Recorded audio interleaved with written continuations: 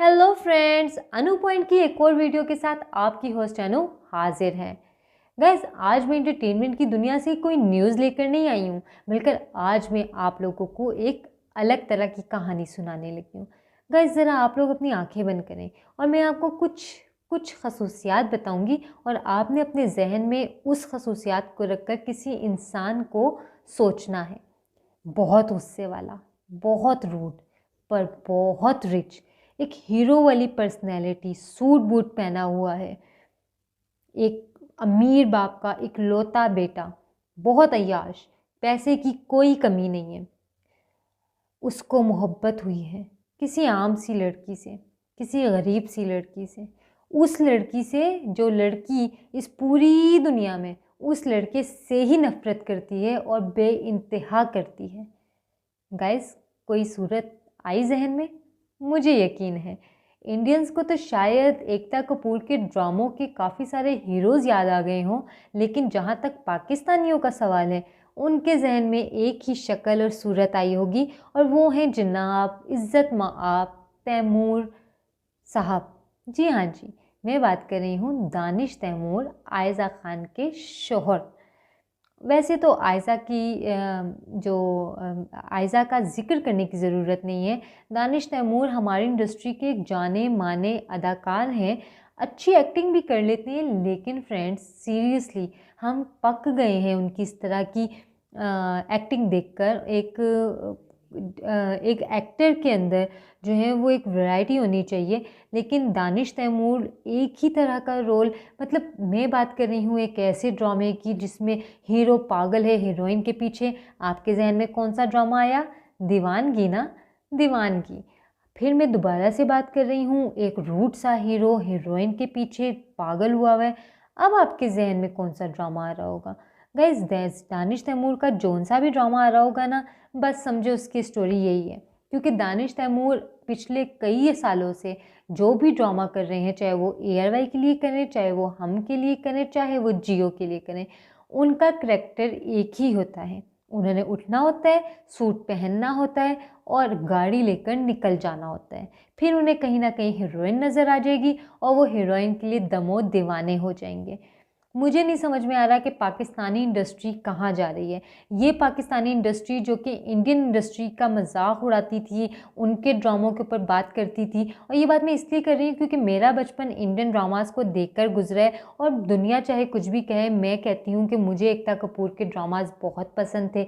मैं Sony TV के dramas की फ़ैन थी, मुझे ZTV के ड्रामास देखना बहुत पसंद था। स्टार प्लस का तो मतलब हर ड्रामे के सॉन्ग्स भी जो हैं वो हमें अपने अब तक याद है।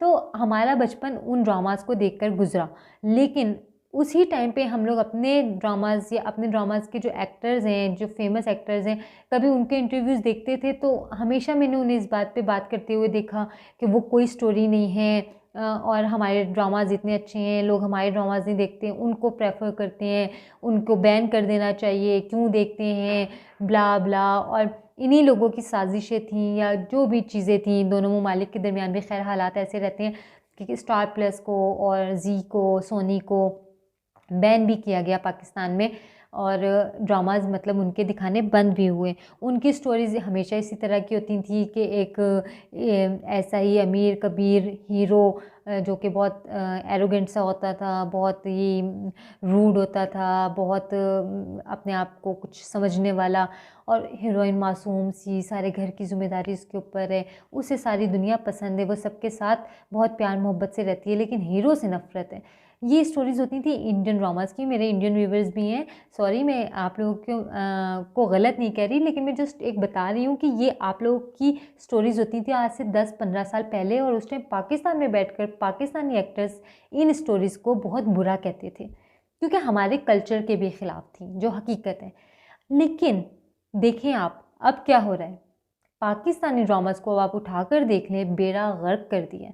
हमारे ड्रामास हम सफ़र, ज़िंदगी गुलजार है, उडारी, वो ड्रामास जिन्हें इंडिया में बेहद पसंद किया गया, इंडिया में दिखाया गया जिन्हें, लेकिन अब हम क्या प्रोड्यूस कर रहे हैं? ऐसे ड्रामे, दीवानगी, और आजकल जो ड्रामा शुरू हो रहा है जिसके ऊपर मैं बेसिकली बात करने के लिए आई हूँ, इश्क, जुनून इश्क।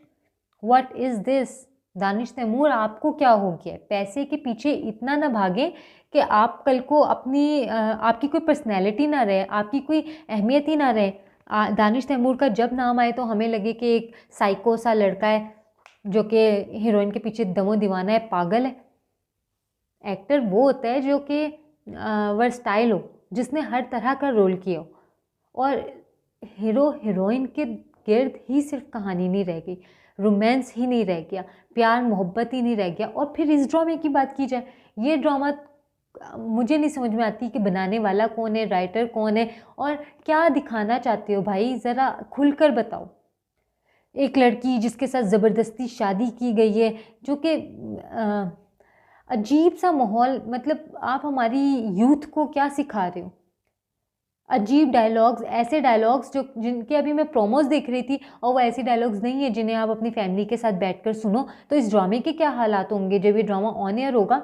तो मुझे नहीं लगता कि इस ड्रामे को बैठकर कोई अपनी कोई बेटी अपनी माँ के साथ, अपनी बहनों के साथ, अपनी भाभीयों के साथ, या कोई माँ या बहनें अपने भाइयों के साथ इस तरह के ड्रामे देख सकें। इससे पहले माजी में रोमांस पे इस भी ड्रामाज बने हैं, लेकिन इतने वाहियात नहीं होते थे, उनके डायलॉग्स इस तरह के नहीं होते थे। आजकल आजकल तो मतलब मुझे तो साफ लगता है कि आजकल के लिखारियों ने इज़्ज़त उतार के साइड पर रख दिया, अपनी रस्म व रिवायात उतार कर साइड पर रख दिए हैं, हमारे कल्चर को साइड पर रख दिया है, और बस उल्टा सीधा लिखना शुरू कर दिया। पैसा कमाओ, लेकिन पैसा वो कमाओ जो कि तुम खाओ तो तुम्हें लगे कि हक हलाल का खा रहे हो। मतलब सीरियसली उसमें वो क्या डायलॉग्स हैं कि तुमने मुझसे शादी कर ली, लेकिन तुमने मुझे मैं सीरियसली मैं क्या इसको अजीब अजीब व गरीब किस्म के डायलॉग्स, जिसे शायद मैं अपने इस वीडियो में भी नहीं बोलना चाहूँगी, लेकिन ये डायलॉग्स हमारे ड्रामाज में आ रहे हैं और लोग उन्हें पसंद कर रहे हैं। लोगों को समझ में आ रही है कि क्या बात हो रही है, लेकिन लोग बहुत अप्रिशिएट कर रहे हैं। कौन सी अप्रिसिएशन है ये? आपके मेरे घर में हम एक मिडिल क्लास फैमिली से ताल्लुक़ रखते हैं, कहाँ पे ऐसा हो रहा है? खुदा ना करे कि कभी ऐसा हो। एक शादी हुई है, उस शादी को शादी रहने दो, नॉर्मल रहने दो। आप क्या सिखा रहे हो, क्या बता रहे हो? पहले तो आप ये बता रहे हो कि अगर किसी लड़के को, ख़ासतौर पे किसी अमीरज़ादे को अगर कोई लड़की पसंद आ गई है तो उसे उठा कर ले जाओ, उससे ज़ोर ज़बरदस्ती शादी कर लो।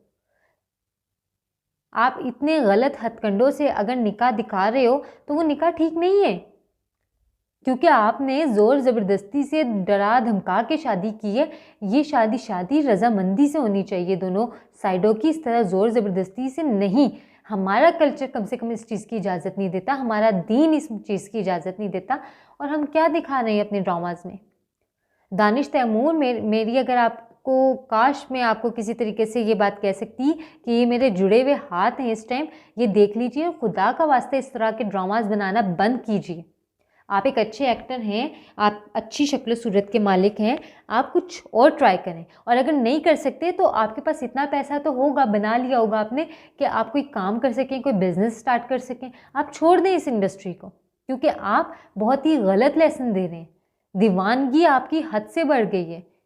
इश्क जनू, दीवानगी और ये चीज़ें बहुत एक्स्ट्रा हो रही हैं।